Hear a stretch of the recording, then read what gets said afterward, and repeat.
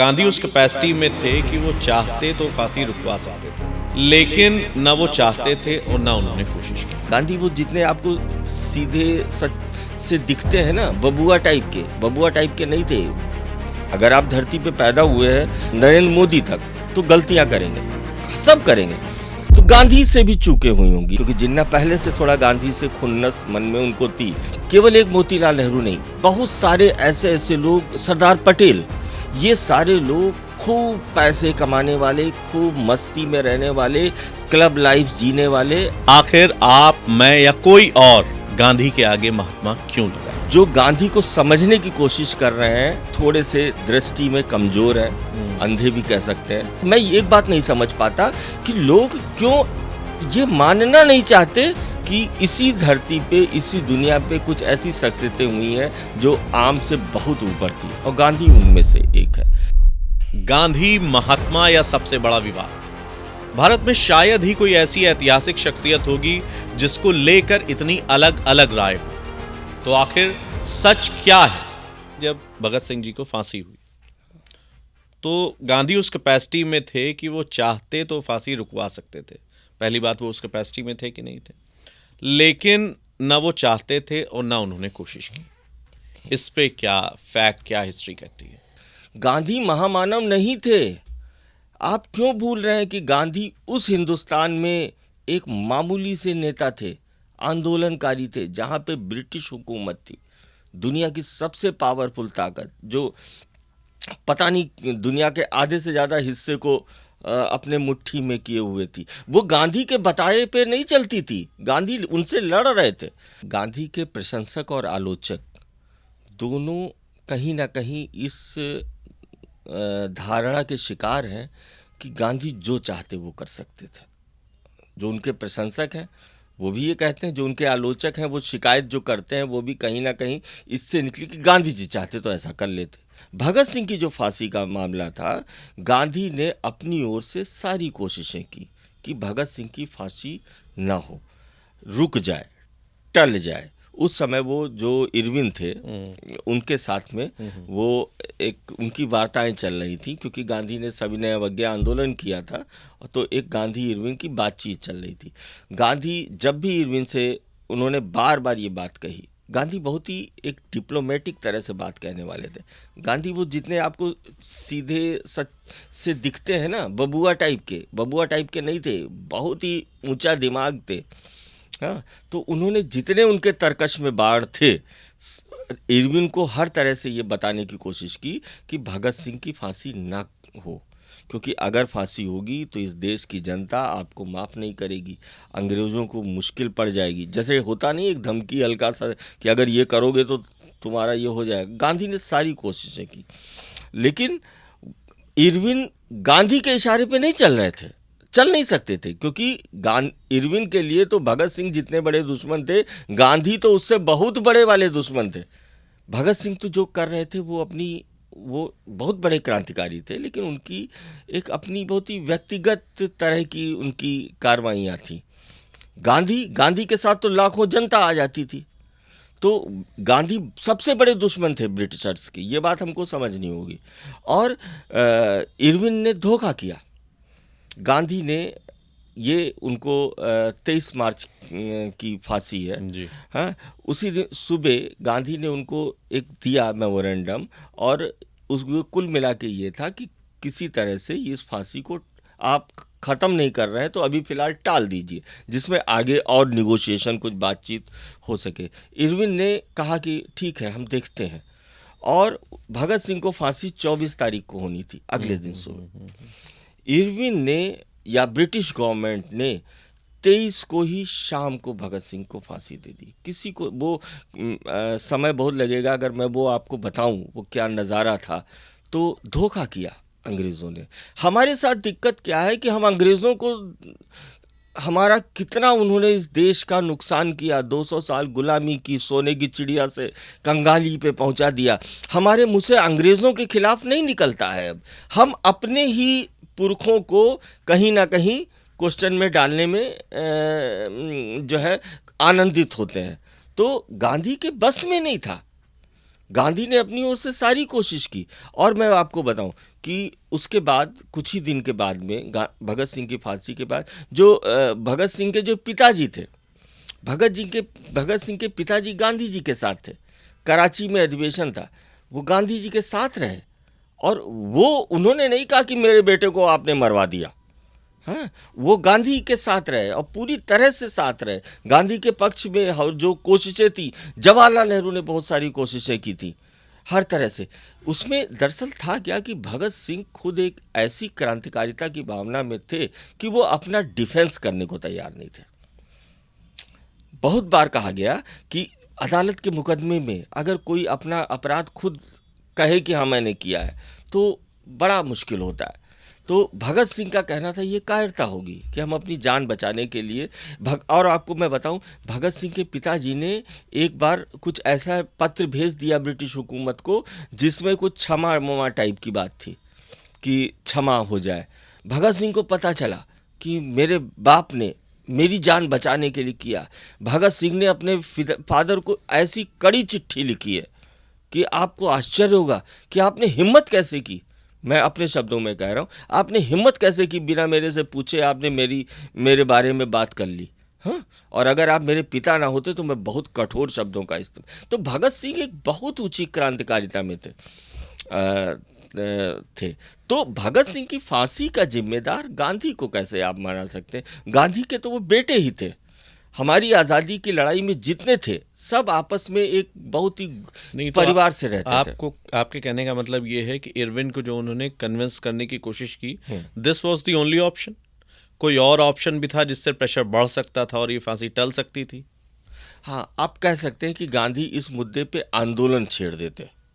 वो गांधी ने नहीं छेड़ा और गांधी छेड़ भी नहीं सकते थे, इसलिए कि गांधी की जो राजनीति थी उसमें दुश्मन को जान से मार देने की जो एक तरीका होता है, गांधी की राजनीति उसके उलट थी। गांधी दुश्मन को हराना चाहते थे, हराया भी। दुश्मन को भगाना चाहते थे, भगाया भी। लेकिन गांधी यह नजीर करके आंदोलन नहीं करने वाले थे और कि हम अपने दुश्मन को जान से भी मार सकते। तो यह कहीं ना कहीं एक उसूल का भी मामला था, सिद्धांत का मामला था। भगत सिंह ने गांधी से पूछकर वो कार्रवाई नहीं की थी कि उसके लिए आप गांधी को जिम्मेदार माने।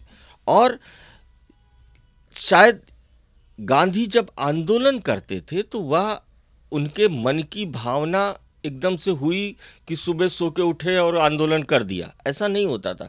वह पूरे देश का माहौल, जनता की चेतना, मुद्दे, लोगों की लड़ने की क्षमता, इसका सबका एक लंबा अपना विश्लेषण रखते थे, उसके बाद आंदोलन करते थे। और आप कह सकते हैं कि आखिर गांधी इतने ही बड़े थे तो 1947 में क्यों आज़ादी मिली? गांधी जो 1915 में आ गए थे, आंदोलन छेड़ देते, आज़ादी मिल जाती। नहीं, कहीं भी गांधी से पूछा गया कि आप भगत सिंह की फांसी रुकवा सकते थे, आपने क्या किया? कभी कहीं उनसे पूछा गया उनके जीवित रहते हुए? हाँ, ये जो मैं बता रहा हूँ ये मेरे विचार नहीं है, ये जो गांधी ने कहा और तमाम हिस्टोरियंस ने कहा, जो भगत सिंह पर बहुत एक से लोगों ने जीवन लगाया है अध्ययन करने में, ये उन्हीं की बातों का निचोड़ है। ये कयास नहीं है कि ऐसा गांधी ने नहीं कहा। गांधी ने इस पर अपने अखबार में और तमाम चीज़ों में उन्होंने कहा। हाँ, एक चीज़ और है, गांधी उसूल के बहुत पक्के थे। गांधी ने ये नहीं कहा कि भगत सिंह ने जो किया वो सही किया, गांधी कह नहीं सकते थे। गांधी किसी भी हत्या को वो सही नहीं ठहरा सकते थे। इसकी वजह ये थी कि यह एक नजीर बनाना होता समाज में। आप कल्पना करिए अगर इस समाज में एक ऐसा माहौल बन जाए कि हम जिससे असहमत हों, जो हमारे खिलाफ हमको लगे, हम उसकी हत्या कर सकते हो और हम खुश आराम से बता सकते हो, तो क्या होगा? हर घर में कत्ल होंगे, भाई भाई को मारेंगे, हो जाएंगे, क्योंकि कोई नैतिक संकट नहीं है कि हम उनसे राजी नहीं हुए, सहमत नहीं हुए, हमने उनको मार दिया। तो यह जो एक लॉजिक है जो हिंसक समाजों का होता है, जो बर्बर समाजों का एक लॉजिक होता है, गांधी उसकी नज़ीर नहीं बनाना चाहते थे। और आपको एक चीज़ मैं आपको और भी एक इसमें बताऊं कि जब गांधी ने अपनी ये अहिंसा की राजनीति, या जिसको मैं कहता हूं कि जनता की राजनीति, कि आपके पास एक चाकू नहीं है, मान लीजिए, बंदूक छोड़िए, हैं, तब भी आप इस देश की आज़ादी के लिए लड़ सकते हैं, आपके पास सीना तो है, खोल दीजिए, चलाइए गोली। गांधी ने ऐसे लोगों को हिम्मती और साहसी बनाया। तो गांधी कहते थे कि आत्मबल से बड़ी कोई ताकत नहीं है। बड़े से बड़ा जो आतताई है, तानाशाह है, वो भी अगर किसी उसके सामने कोई आंखों में आंखें डाल के आत्मबल से खड़ा होगा तो क्या करेगा, मार ही तो डालेगा। तो कितनों को मारेंगे।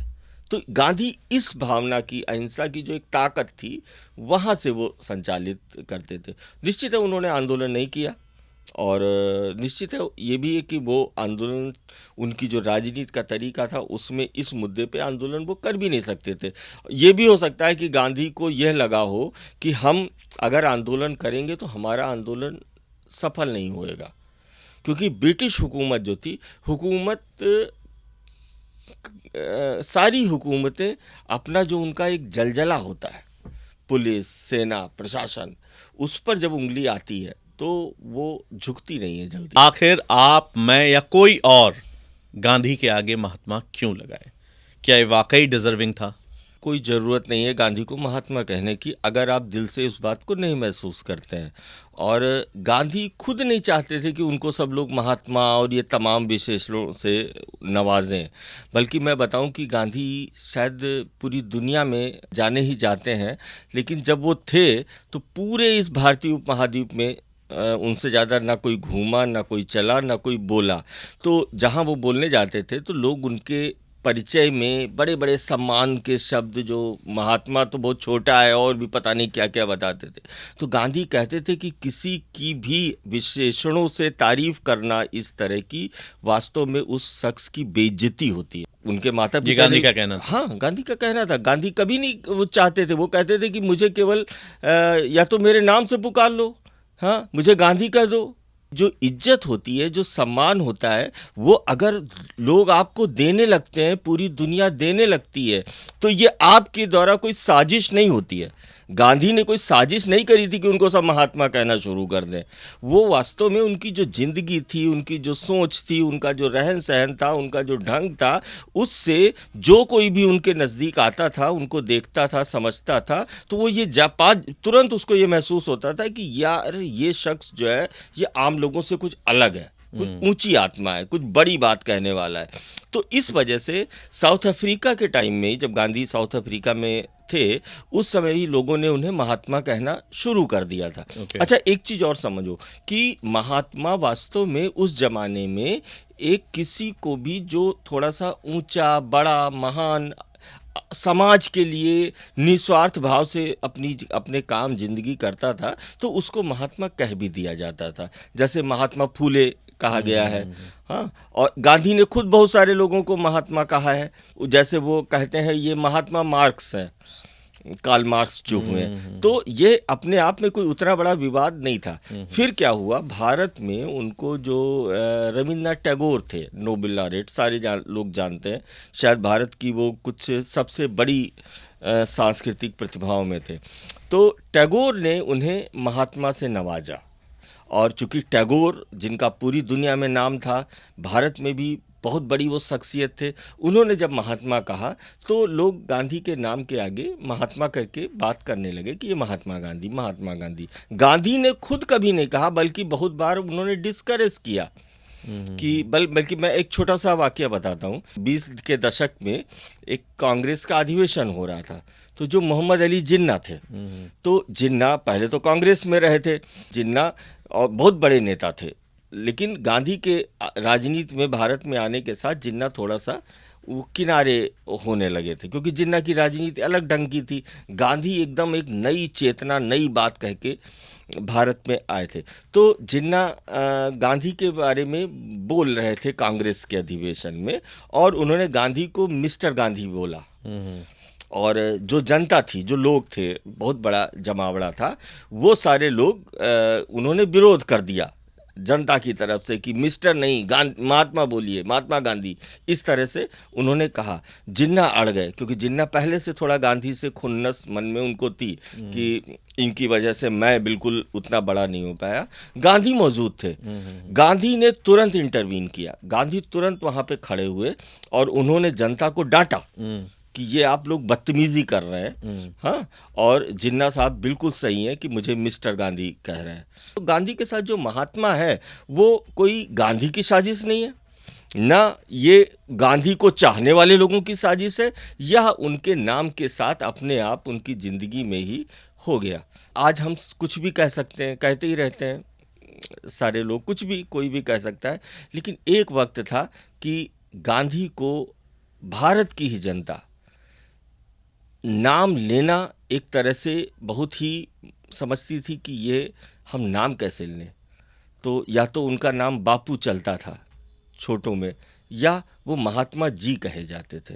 तो यह था, लेकिन इसमें आपको अगर नहीं समझ में आता है, किसी को नहीं समझ में आता है, तो कम से कम गांधी को इसमें कोई तकलीफ नहीं होगी। मैं जानता हूँ कि आप उनको गांधी कहें, मोहनदास कहें। आपका काम गांधी के ऊपर बहुत रहा है, आपने बहुत रिसर्च की है, बहुत पढ़ा है, बहुत लिखा है, बहुत गहन अध्ययन रहा है, बहुत लंबा अध्ययन आपका रहा है।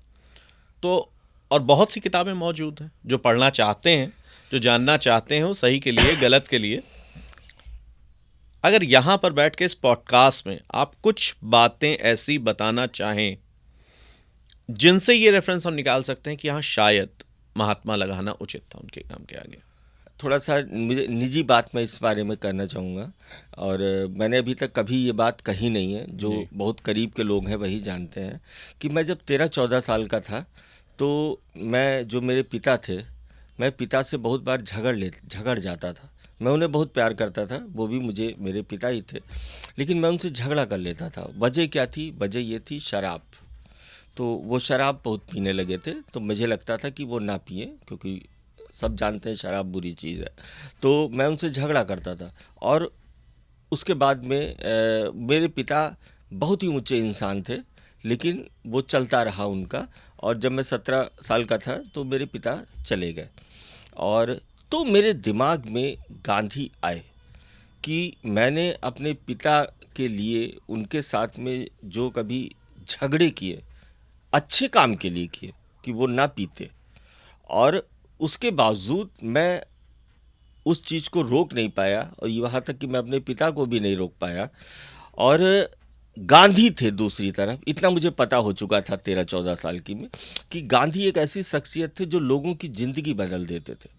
आप समझिए, मोतीलाल नेहरू, केवल एक मोतीलाल नेहरू नहीं, बहुत सारे ऐसे ऐसे लोग, सरदार पटेल, ये सारे लोग खूब पैसे कमाने वाले, खूब मस्ती में रहने वाले, क्लब लाइफ जीने वाले। आपको अगर गांधी से मिलने के पहले के उनके जीवन के वृत्तांत पता चलेंगे तो आप सोचेंगे कि अरे ये तो कितने रईस लोग थे। मोतीलाल नेहरू जब जाते थे गर्मियों में तो उनका जो काफिला था वो 100-200 लोगों का, उनके नौकरों का होता था। वही मोतीलाल नेहरू गांधी से मिलते हैं, और गांधी पता नहीं उनमें क्या जादू कर देते हैं कि वो बिल्कुल एकदम साधारण सी जिंदगी जीने लगते हैं, बाई चॉइस, मजबूरी नहीं है। यानी एक तरह से कह सकते हैं आप कि वो गरीबी ओढ़ते हैं अपने ऊपर।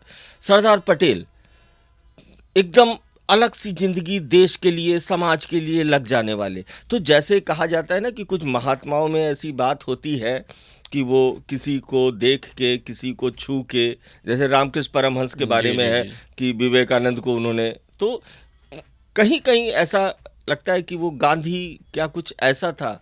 और वो जो सवाल था मेरा, जो मैंने अभी पहले बताया, कि उससे मुझे एक बात समझ में आ गई कि आप किसी को जोर ज़बरदस्ती या किसी तरह की हिंसा या किसी तरह का जो एक दबाव बनाना होता है, जो आजकल आम हो गया है, हाँ, उससे आप कोई अच्छा परिणाम नहीं पा सकते।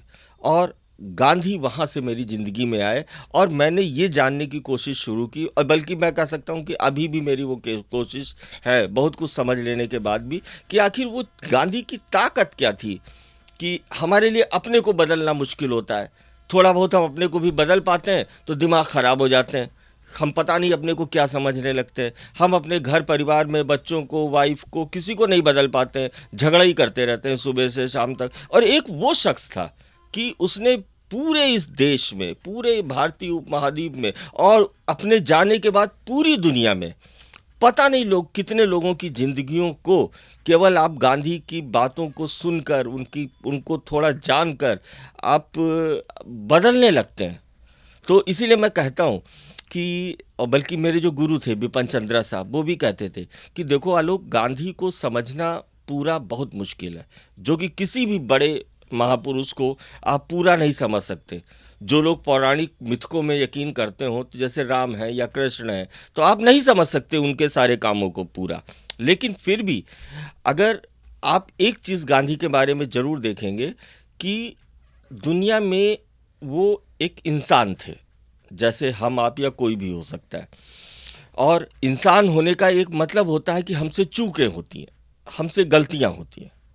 अगर आप धरती पे पैदा हुए हैं नरेंद्र मोदी तक, तो गलतियां करेंगे, सब करेंगे। तो गांधी से भी चूकें हुई होंगी। लेकिन आप अगर देखेंगे कि एक आदमी अपनी जिंदगी में अगर सबसे कम गलती कर सकता है, तो वो महात्मा गांधी है। तो ये उनकी ताकत है। उनके द्वारा सही निर्णय, सही बात, सही जीवन, सही प्रेरणाएं इतनी ज़्यादा हैं कि जो उनकी कुछ कमियां हमको लगती हों, तो हमें धैर्य रखना चाहिए कि हो सकता है कि आज आपकी ज़िंदगी में गांधी नहीं आए हैं, हो सकता है 5 साल बाद आ जाए, 10 साल बाद आ जाए, आएंगे। अगर आपके अंदर थोड़ा भी कोई सच्चाई है जो अंदर कौंध रही है दिल के, तो कहीं ना कहीं गांधी आपके नज़दीक पहुंच जाएंगे। बहुत उम्दा। क्या गांधी एज एन इंडिविजुअल इनको नहीं समझा जा सकता?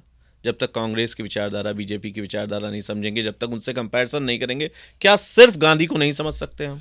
नहीं, बिल्कुल ज़रूरी है।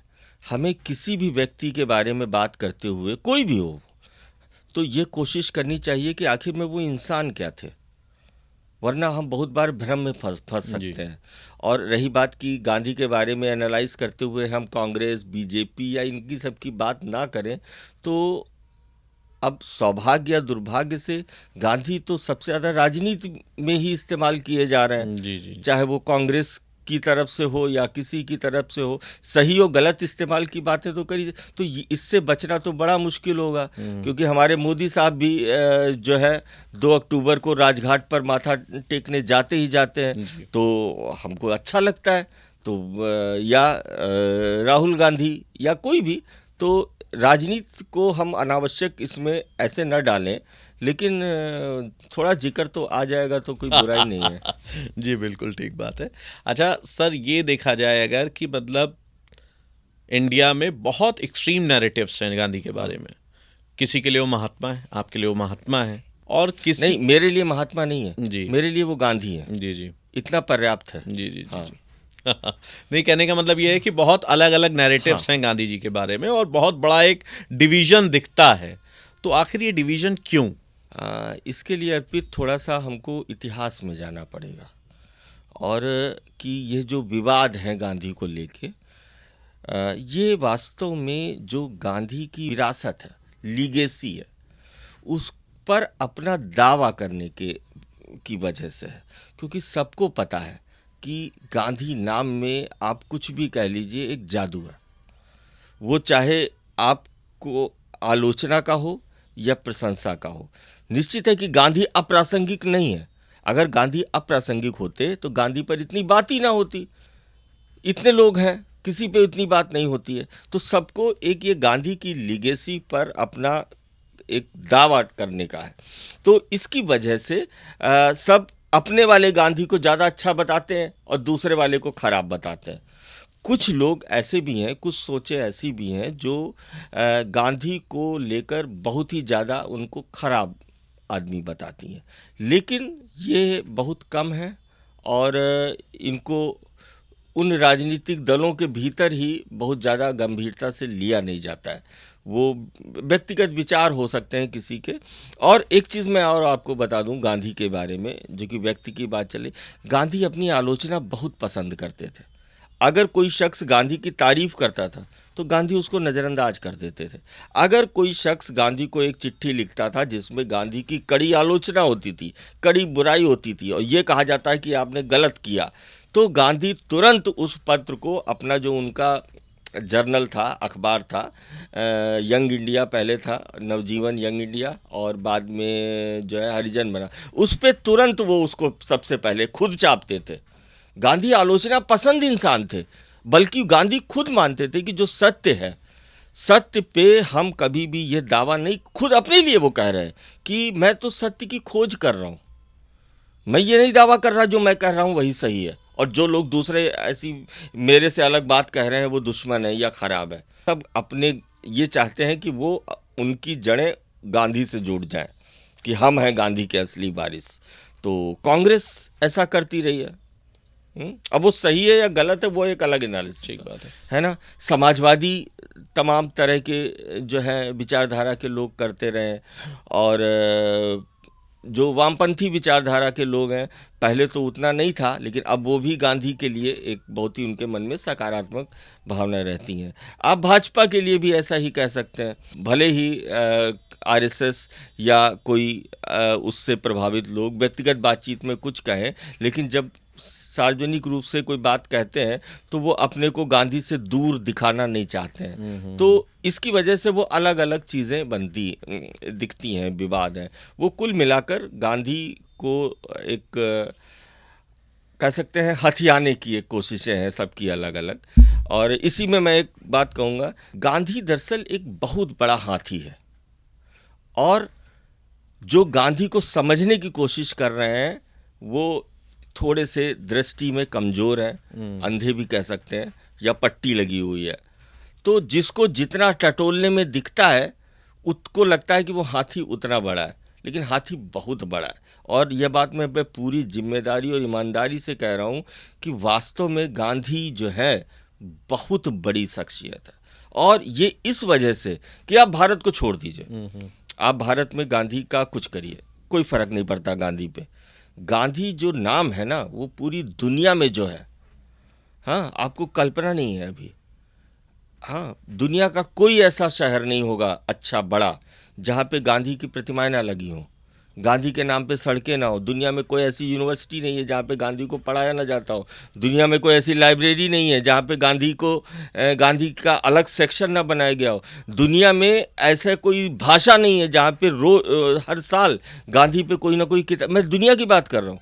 तो गांधी हमको एक्नॉलेज, मैं एक बात नहीं समझ पाता कि लोग क्यों ये मानना नहीं चाहते, शायद ये ईगो की समस्या हो कि इसी धरती पे, इसी दुनिया पे कुछ ऐसी शख्सियतें हुई हैं जो आम से बहुत ऊपर थी, और गांधी उनमें से एक है।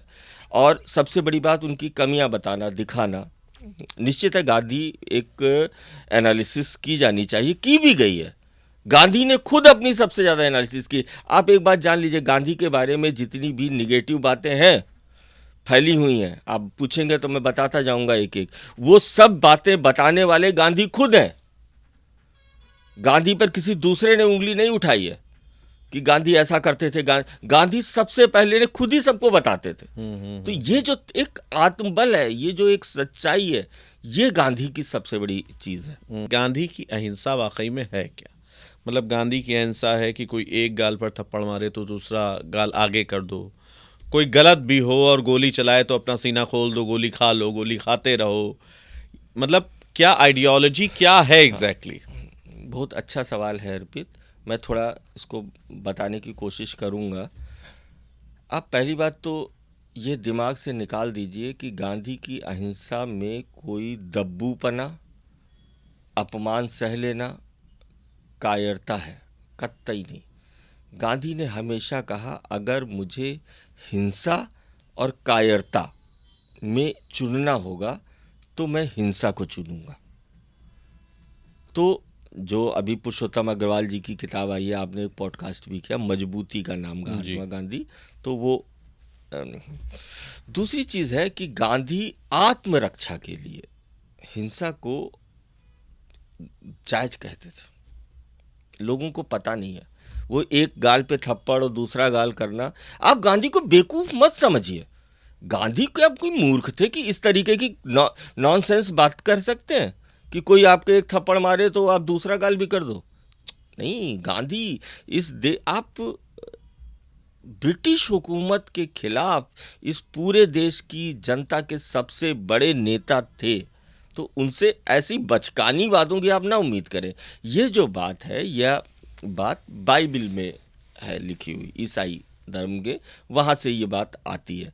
तो और ये बात का सेंस क्या है, ये बात को आप लिटरल सेंस में अगर एक कॉमेडी के हिसाब से जैसे फिल्मों में चलती है कि एक थप्पड़ मारा दूसरा, तो ये तो बहुत ही हल्की बात होगी।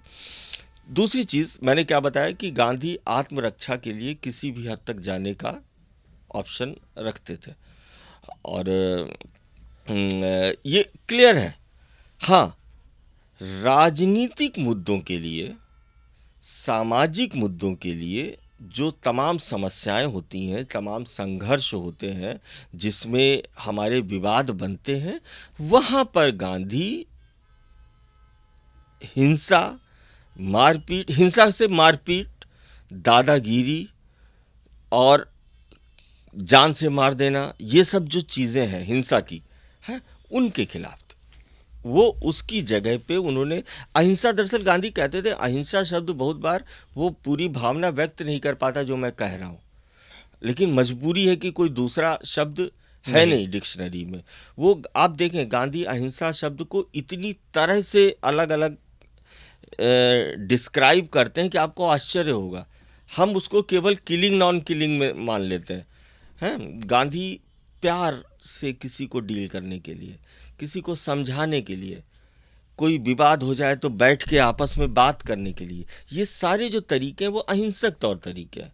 गांधी इनकी वकालत करते थे। हाँ, अगर इन सारी बातों से ना बने, यानी जैसे मान लीजिए आपका किसी से झगड़ा हो गया और आपने सारी कोशिशें कर ली अपनी ओर से कि मामला सुलझ जाए, वो शख्स मान ही नहीं रहा है, वो बहुत पावरफुल है, उसको लगता है कि आलोक वाजपेयी की क्या हैसियत है, तो आलोक वाजपेयी क्या करें?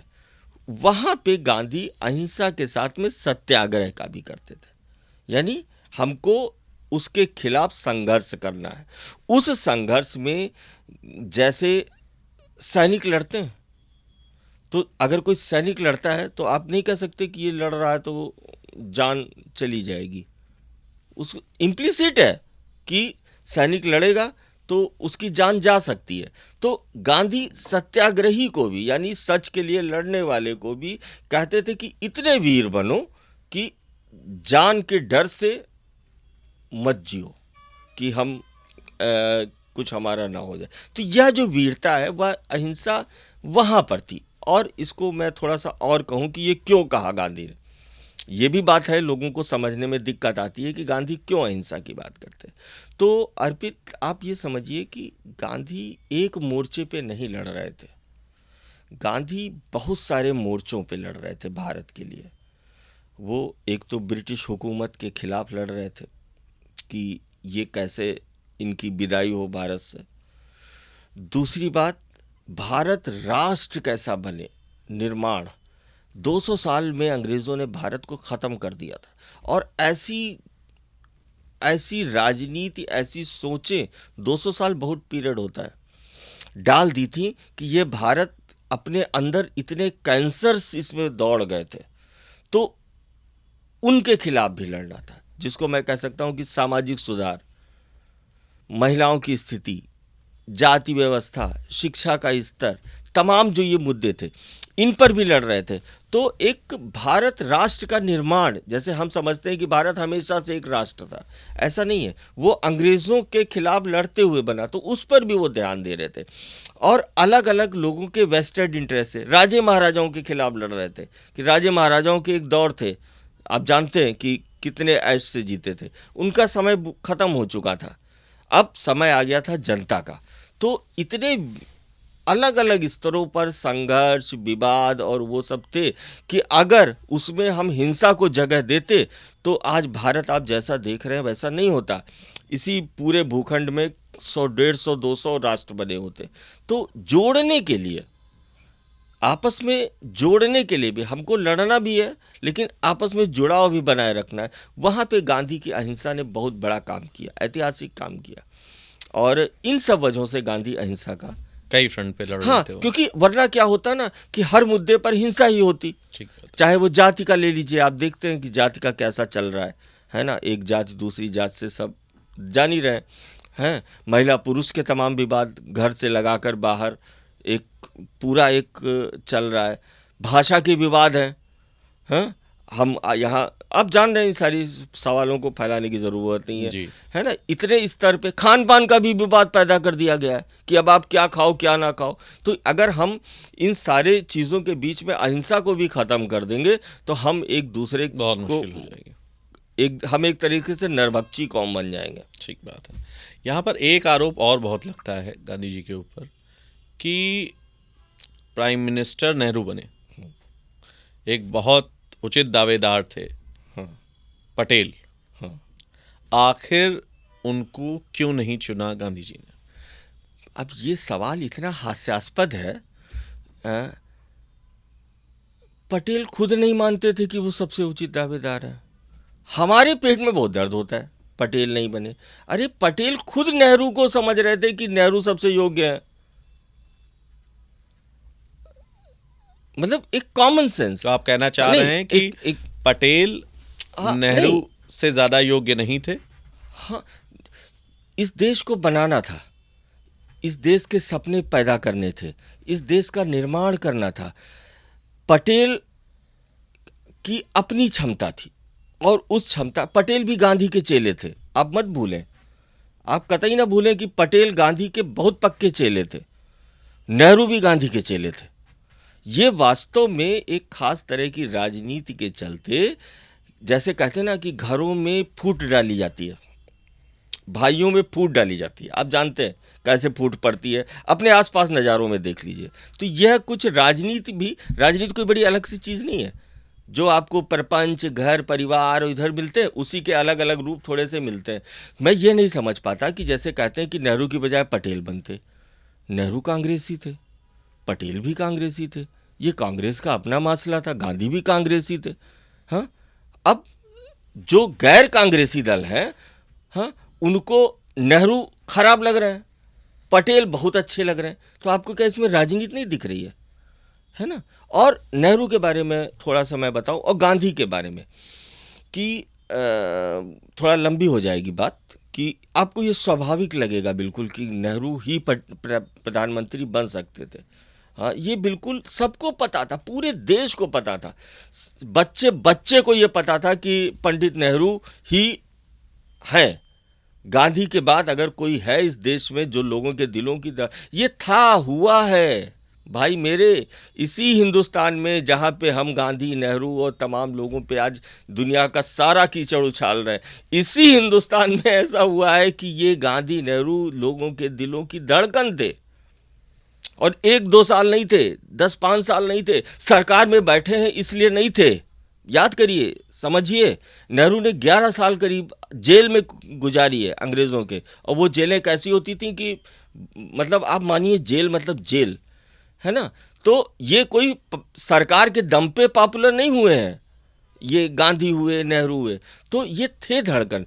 खैर, मैं आपको बताता हूँ कि गांधी ने जब नेहरू से मिले, मैंने बताया कि नेहरू के पिता मोतीलाल से गांधी पहले मिले थे, और मोतीलाल पूरी तरह से आज़ादी की लड़ाई में उन्होंने अपने को डाल दिया था, और सब वकालत वगैरह सब छोड़ के। और फिर जब नेहरू मिलते हैं तो मोतीलाल के इकलौते बेटे हैं जवाहरलाल। जैसे हर बाप अपने बच्चे के लिए प्रोटेक्टिव होता है, तो वो चाहते थे कि जवाहरलाल अभी इस धूल में ना घुसें, क्योंकि आज़ादी किसी को नहीं पता था 1920-21 में क्या होने जा रहा है, कब कौन कहाँ मार दिया जाएगा, कब कौन कहाँ जेल में सड़ेगा। एकदम अंधी लड़ाई थी, ठीक बात है ना। तो मोतीलाल नहीं चाहते थे कि अभी नेहरू जो है आए इस संघर्ष में जुड़े, इस तरह से जुड़े, थोड़ा बहुत जुड़े, लेकिन ये पूरा अपने को झोंक दें। हाँ, गांधी और दोनों बाप बेटों में मनमुटाव था, क्योंकि जवाहरलाल अलग तरह की तबीयत के थे। तो गांधी ने इसमें बीच में मध्यस्थता की। गांधी को मोतीलाल जी भी बहुत मानते थे, तो गांधी ने उनसे बीच में पड़े। गांधी ने उनसे कहा कि आपको नहीं पता है आप अपने लड़के को क्या बनाना चाहते हो।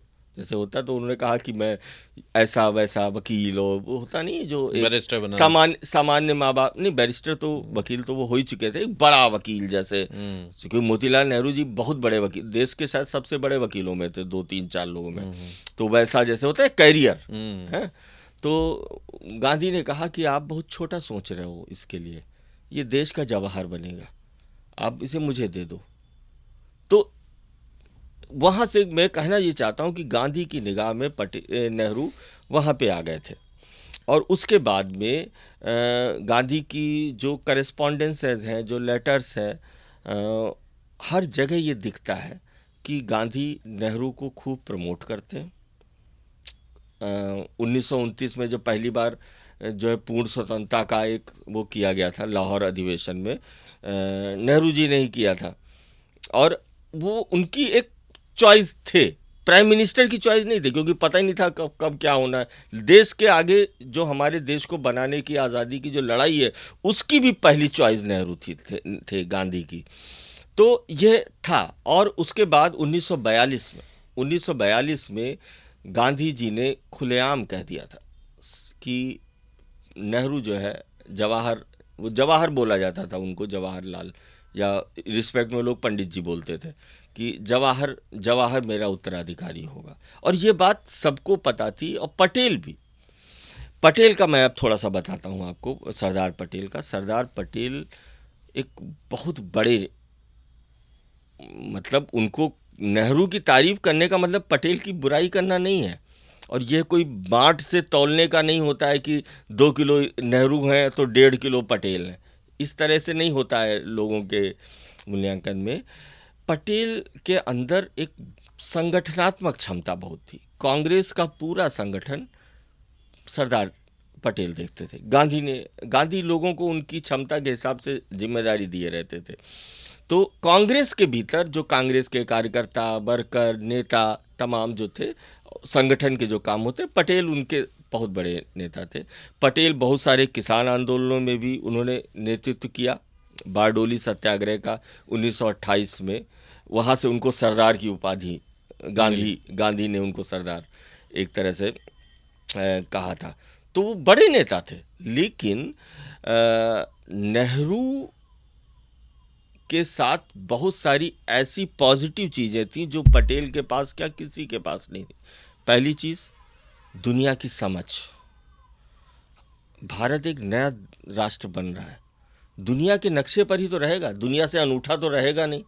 तो नेहरू की जो पूरी दुनिया की समझ थी, दुनिया भर के लोगों से जो नेहरू के संपर्क थे, वो एक ऐसी चीज़ थी जो नेहरू सबसे बहुत आगे थे। एक अंतर्राष्ट्रीय समझ जिसको आप कह सकते हैं। इसके अलावा भारत का जो भविष्य है, डेमोक्रेसी, समाजवाद, यानी समाज में समता लानी है। समाजवाद से आप ये जो पार्टियां हैं इनके समाजवाद से ना सीखिएगा कि आप लालू मुलायम से समाजवाद सीखना शुरू कर दें, ये बड़ा बहुत गैर जरूरी होगा। समता, समाज में समता लानी है। और साइंस टेक्नोलॉजी दुनिया में, मतलब अब इसके बिना काम नहीं चलना था देश को अगर आगे बढ़ना। तो इन तमाम मुद्दों पे नेहरू की निगाह बहुत साफ थी। तो नेहरू को इसलिए उन्होंने जो है प्राइम मिनिस्टर बनाया। और नेहरू ने साबित किया कि उनका गांधी का निर्णय सही था। अब वो बात अलग है, वो इसी से, मतलब जैसे गांधी के लिए आप कह सकते हैं कि आज भी गांधी जिंदा है। हम आप क्यों गांधी पे बात कर रहे हैं? 47 में पता नहीं कितने लोग 48 में ख़त्म हुए होंगे, किसी पे बात होती है? गांधी पे होती है। ऐसे नेहरू के साथ भी है, 64 में चले गए थे, आज भी नेहरू जिंदा है, बात कर रहे हैं। तो यहीं पर मैं आखिरी प्रश्न आपसे एक पूछना चाहूँगा कि क्या गांधी को भूल के आगे नहीं बढ़ा जा सकता? क्या गांधी के बारे में बिना बात किए, बिना डिस्कस किए, बिना पढ़े, उनको अपनी राजनीति से, हर चीज़ से बिना जोड़े, क्या ये देश आगे नहीं बढ़ सकता? बढ़ सकता है, बिल्कुल बढ़ सकता है। ये देश किसी को भी भूल के भी आगे बढ़ सकता है। सवाल ये होगा कि वो जो आगे बढ़ना है वो विनाश की ओर का होगा या कल्याण का होगा। हाँ, और ये एक तरह से अगर ये देश गांधी को भूल जाता है, हाँ, तो इससे गांधी पर कोई फर्क नहीं पड़ेगा। गांधी की जो पूरी दुनिया में साख है उस पर फर्क नहीं पड़ेगा। इज्जत का बट्टा अगर लगेगा तो भारत का लगेगा, भारत के लोगों का लगेगा। और बढ़ तो सकता ही है आगे। हाँ, अब आगे बढ़ते बढ़ते वो किस खाई में गिरेगा, किस बम फटेगा इस देश का और टुकड़े टुकड़े हो जाएंगे, चिथड़े चिथड़े भारत के हो जाएंगे, कुछ भी हो सकता है। लेकिन ये मुझे पता है कि अगर वो गांधी को एक विलन मानते हुए आगे दौड़ेगा तो वो ख़त्म होगा, देश ख़त्म होगा ये फिर। यहीं पर सर आज की पॉडकास्ट की समाप्ति हम करते हैं। बहुत अच्छा लगा सर, आपने समय दिया और कोशिश की कि जो जानकारियां हमें नहीं हैं, जिन चीज़ों को हम उतनी गहराई से नहीं समझ पा रहे हैं, आपके ज़रिए उन बातों को हम अपनी ऑडियंस तक पहुंचा पाएँ। शुक्रिया अर्पित, आपने भी हमें मौका दिया। बहुत धन्यवाद सर। बहुत धन्यवाद दर्शकों, आपने ये वीडियो पूरा देखा। हम उम्मीद करते हैं जिन मुद्दों पे हम लोग ने बात की है, हो सकता है उतनी गहराइयों तक हम ना उतर पाए हों, लेकिन आप इन पे सोचिए ज़रूर। सोचिए कि आपको इन पे सोचना है या नहीं। हमारे वीडियोस देखते रहिए और हमें सब्सक्राइब ज़रूर करिए। जय हिंद।